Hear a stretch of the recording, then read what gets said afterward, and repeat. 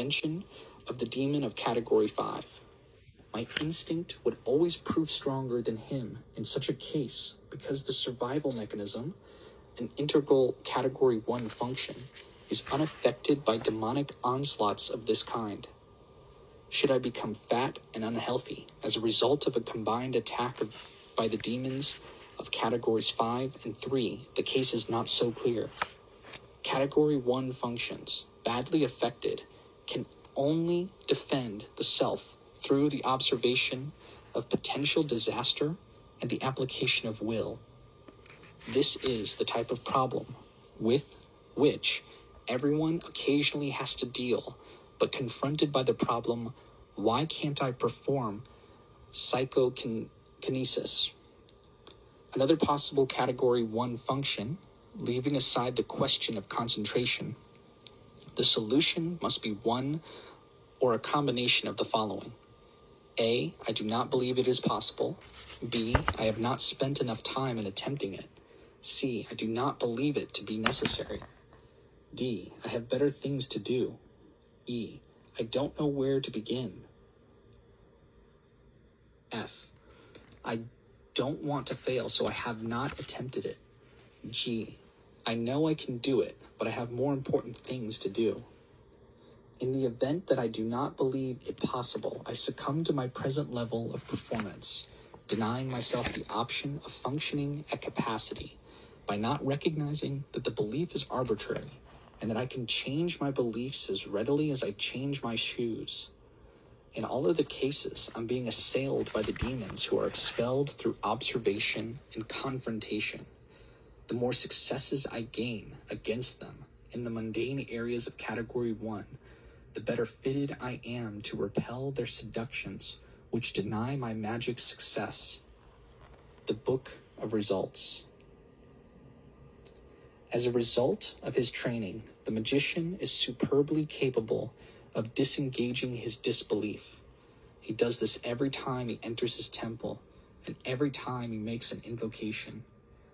As an aside, there's a school of thought which suggests that the universe develops along the lines suggested by consensus belief, becoming ever more orthodox and ever less amenable to the intercessions of magic, constantly proving to oneself that the universe can be persuaded to operate in a different way is one of the beneficial side issues of sigilization.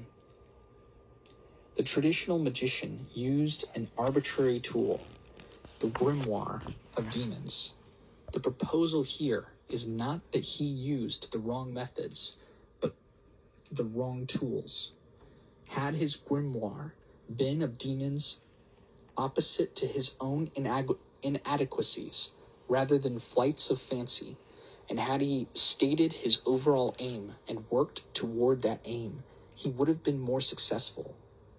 In keeping his record, in observing and identifying his demons, the magician writes his own grimoire, a text which explores the every trick of each demon in a concerted effort to thwart him. He can contemplate his actions as much as he likes, but he will find it much easier to rid himself of personality accretions of this nature when he has suspended his disbelief sufficiently to see illicit actions as being the machinations of something outside himself with its own personality. It is easier by far to nullify the effects of a demon than it is to destroy a function which ego is anxious to maintain. The magical record is the magician's mirror. In it he sees himself, not as others see him, but as he is. In it his qualities and faults are exposed and available for scrutiny. In it his successes and his failures are meticulously recorded. In it his glory and his shame. But that glory is not in success. That shame is not in his failure. The glory is in works attempted. The shame is in the unrecorded day. It is a permanent book, written carefully and clearly and illustrated where necessary. The oath. The oath is a statement. It is not a promise to or a pact with any imagined exterior power or energy, no matter how real such a power might seem to the magician. It is a statement of the magician's needs, intentions, and motives, tempered by the strategy on which he has decided. But it is not static and should be changed or amended in accordance with his development.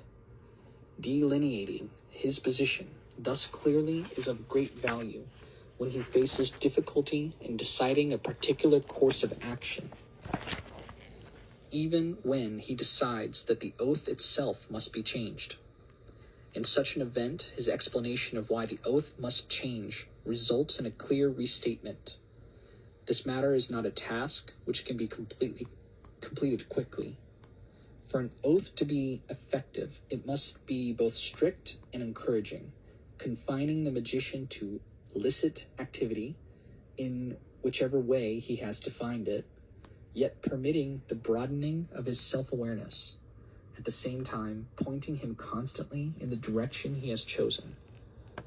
Having written his oath and meditated upon it to confirm its suitability, the magician copies it into his book of results.